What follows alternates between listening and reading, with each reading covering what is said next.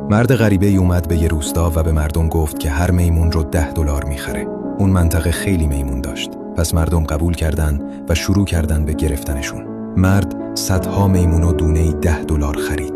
وقتی تعداد میمونا کمتر شد، مردم کم کم دست از کار کشیدن. اون مرد دوباره اعلام کرد که حالا هر میمون رو $20 میخره. مردم دوباره به شور افتادن و رفتن دنبال میمونا. بعد از مدتی تعداد میمونا به شدت کم شد و خیلیا دیگه بیخیال شدن. مرد این بار قیمت رو گذاشت رو $25، ولی دیگه هیچ میمونی وجود نداشت که بشه گرفتش. مرد گفت حالا حاضر هر میمونو $50 بخره، ولی چون باید بره شهر، دستیارش به جای اون خرید میکنه. در نبود مرد، دستیارش به مردم گفت این همه میمونی که توی قفس جمع شده رو ببینید، من اونا رو دونه‌ای $35 میفروشم. وقتی مرد از شهر برگشت، میتونید همونا رو بهش $50 بفروشید.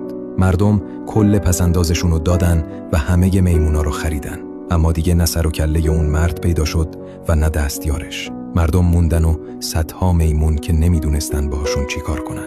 حواست به کارایی که وعده سود سریع میدن باشه، چون معمولاً ازت سوء استفاده میکنن و تهش ضرر میکنی.